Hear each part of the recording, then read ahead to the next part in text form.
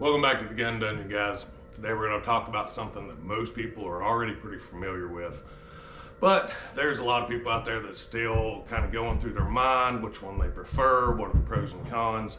And there's a lot of new shooters out there that really have no clue about the optics and sight options that are available for the AR-15.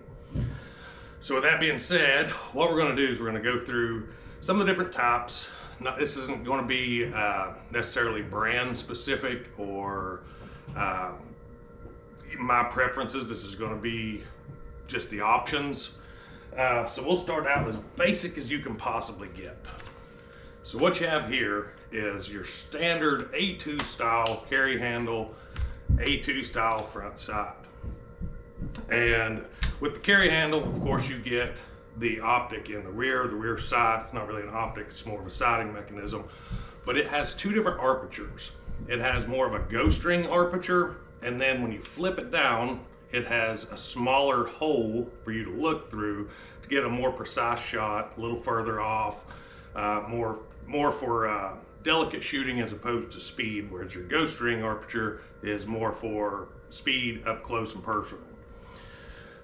Some of the pros of these is this is about as rugged as you're going to get.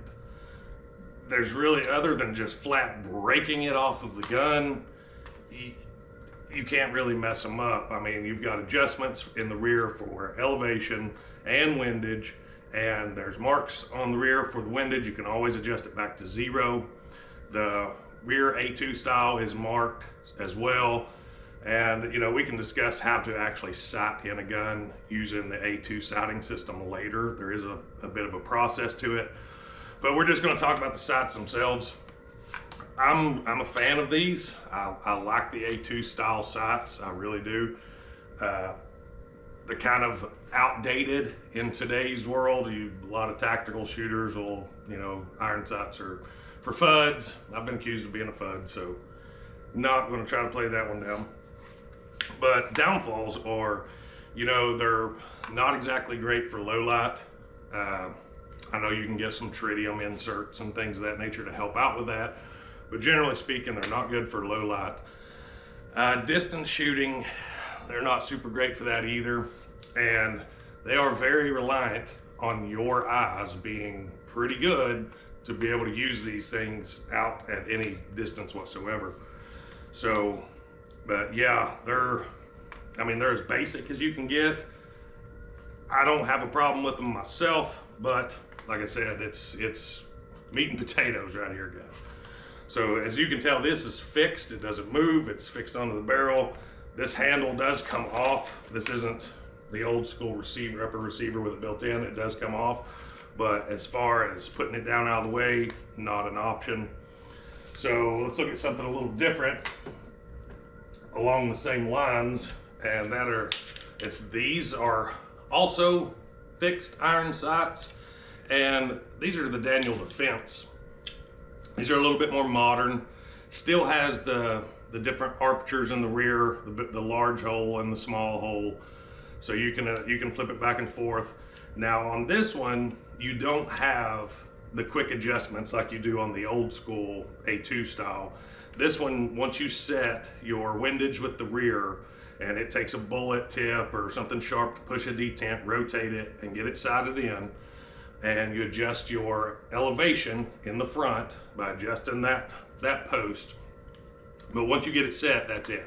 There's no in the field on the fly adjustments for windage, no adjustments for bullet drop, nothing like that. It's just what you got's what you got.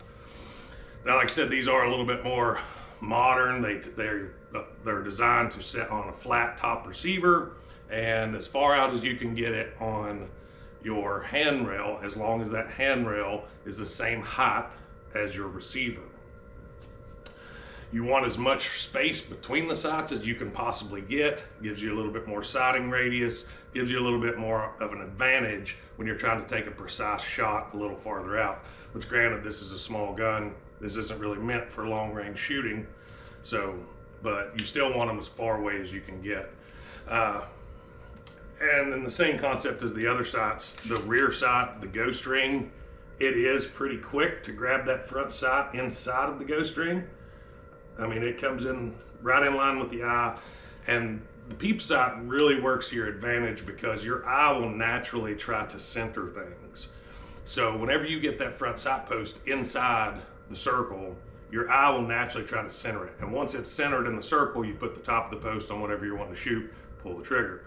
So it's more of a natural instinct to line up that front post inside of a round aperture in the rear, as opposed to the old buckhorn style rear sight that you see on a lot of older guns, the lever actions and things of that nature. These are a little bit more forgiving. All right, so we've talked about some iron sights. The next thing I want to talk about is going to be the red dot. Everybody's heard of red dots. Everybody has seen red dots, I'm sure, but if not, here you go. So what happens is, turn this thing on, you have variable brightness settings on it, and inside just a clear glass with nothing in it. When you turn it on, you get a red dot. Now, the advantage of that is you have one sighting plane. So now, instead of looking through a front, or looking through a rear and a front, and then the target, now you just put one dot on the target, pull the trigger. Your head movement back and forth a little bit, looking through the sight, the dot will move, but wherever that dot is, that is going to be your point of impact once you're sighted in. So this is quite a bit faster for immediate deployment, straight up on the target. Just it comes into the plane on the glass, put it on the target, and you're good to go. So one big advantage of a red dot is most definitely the speed target acquisition.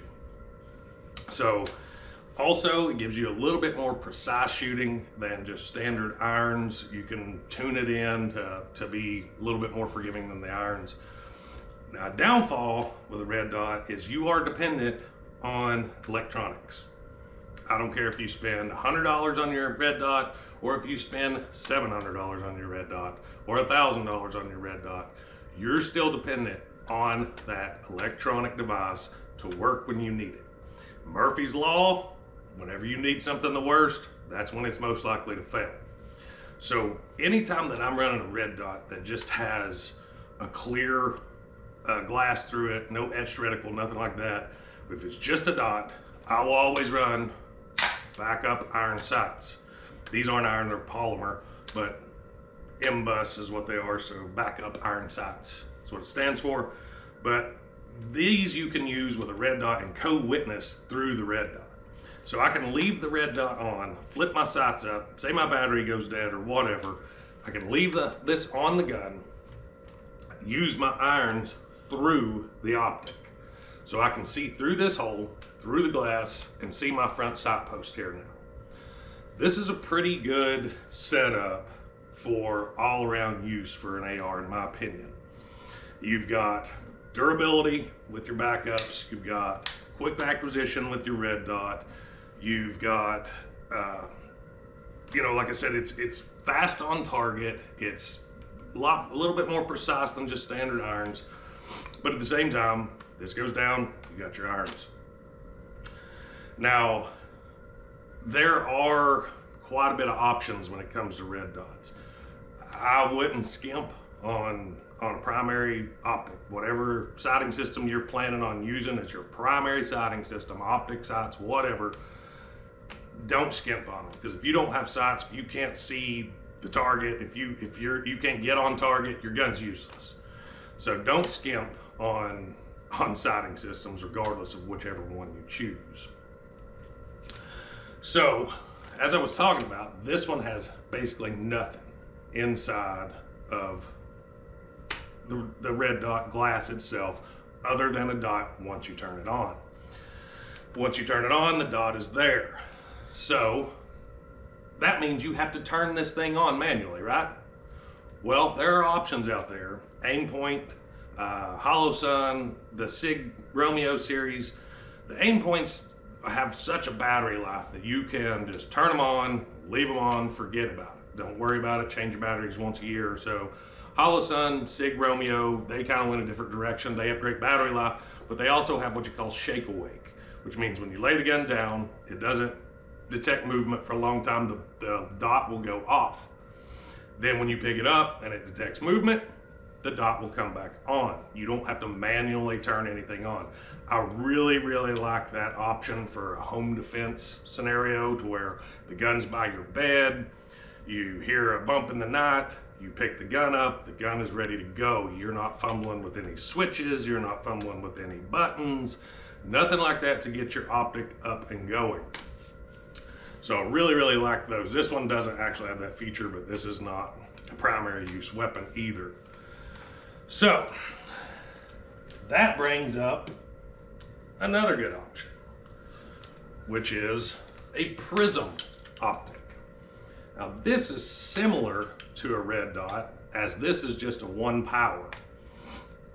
But as the difference in the optic here is this has an etched reticle in the glass. So even when the optic is off, you still have a sighting system. It's just a black reticle that's inside all the time. So if your batteries die, your electronics fail, you can still use the optic. This is my wife's bedside rifle, so it's got this cheek riser on there for her. She likes it for some reason. I despise it.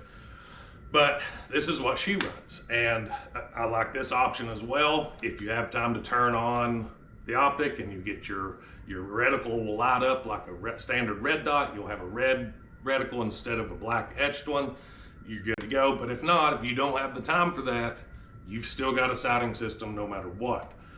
Now this is basically the same thought process as the iron sights, as you will have to break this glass, break this mount, physically break something in order for this thing not to work. You can clog up the glass with mud or whatever, they're going to have some downfalls there, but you have to break this thing off for it not to work, or break the glass. It's not going to just turn off and you're not going to have anything.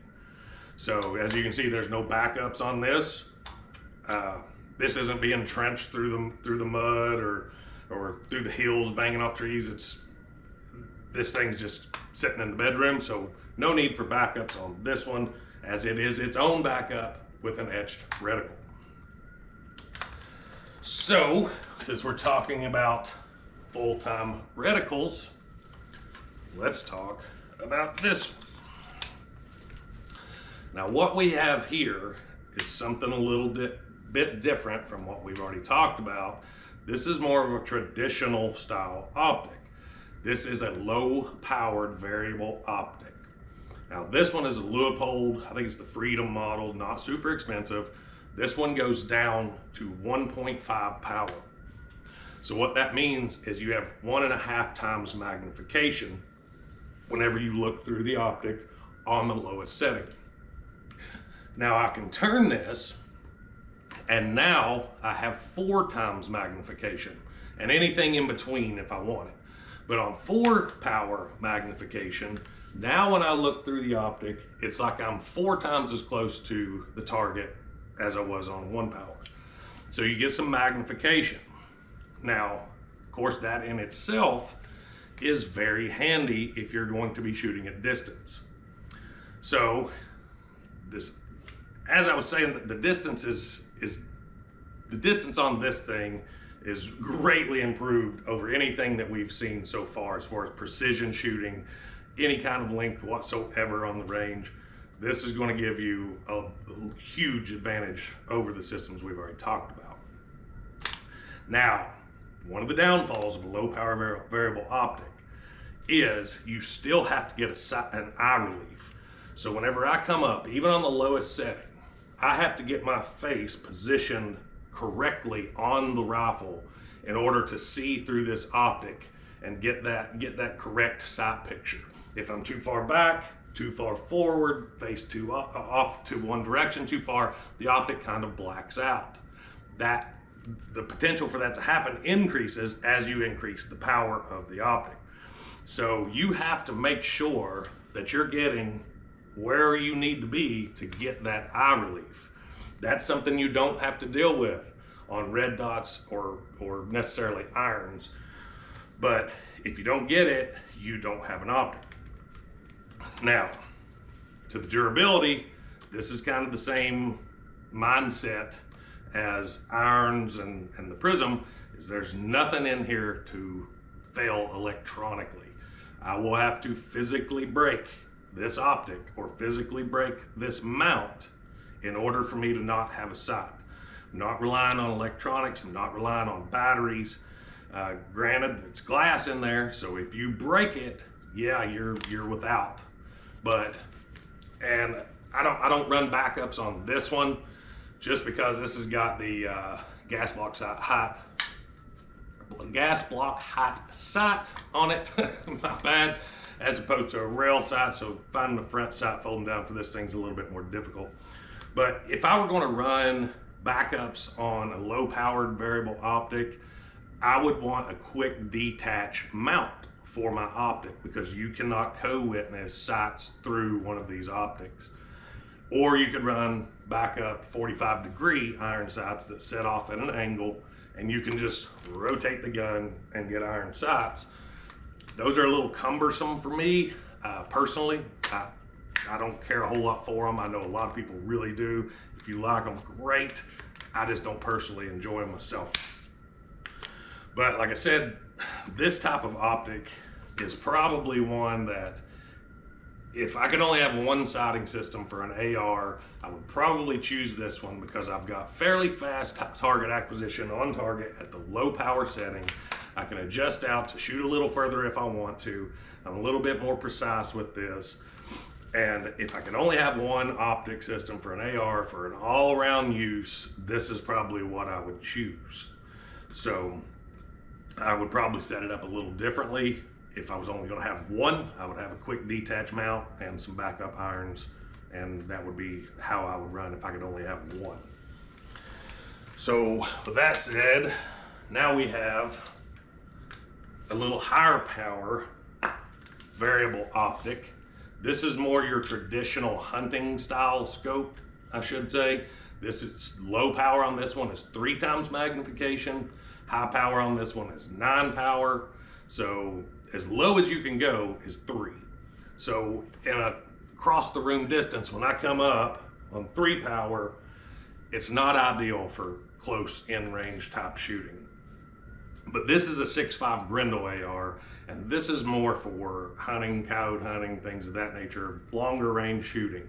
So that's why I wanted more magnification. If you're going to shoot further, you want more magnification to help you out and give you that much more advantage. This one has the adjustable turret on the top to where I can just reach up, click, change MOA, or change mil. I think this one's in mil. And adjust it for bullet drop at distance. And like I said, this is more for longer range shooting.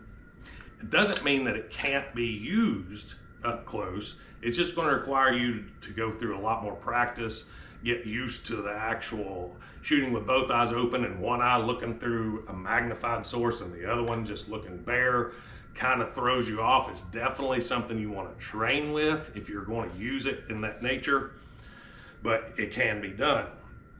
I really like these scopes for 50 yards and out.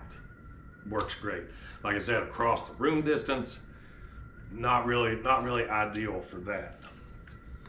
So as you can tell, everything that I've talked about, there's certain roles and formats for basically every type of optic or sighting system for an AR-15. You just need to pick which one you are going to be using, which route you're going to be going with your firearm, what that firearm is going to be more designated to do. If it's going to be more of a hunting gun, you want magnification. If it's going to be more of a close quarters combat gun, you want something that's going to be fast and quick on target, but still reliable. So I didn't get into a lot of the brands on what I have here. You can spend anything from $25 to thousands of dollars on optics. I highly recommend you don't cheap out. Again, don't cheap out on your optics, because that is the lifeblood of your firearm. If you cannot use it, if you cannot get on target, your firearm is useless. Some of the mid-range stuff is really, really good. Vortex optics are really good. and they're $200 range. Holosun optics are really good, and again, you're talking $150 to $250 range for a good red dot Holosun. The Sig Romeo series are really good. Leupold variable optics, you can pick up the one like I just showed you, the 1.5 to 4 low power variable optic, that Freedom series, around 200 bucks. So there's really there's no excuse to have a cheap optic from wish.com or some other junk supplier out there. There's really no excuse for it, because the technology in optics and red dots and sighting systems has grown so much. You really don't have an excuse to be rocking something cheap, and your life may be dependent on it. So let me know which one you all prefer in the comments below. Hope you enjoyed today's video. If you did, don't forget to like and subscribe. Till next time, guys, stay tuned.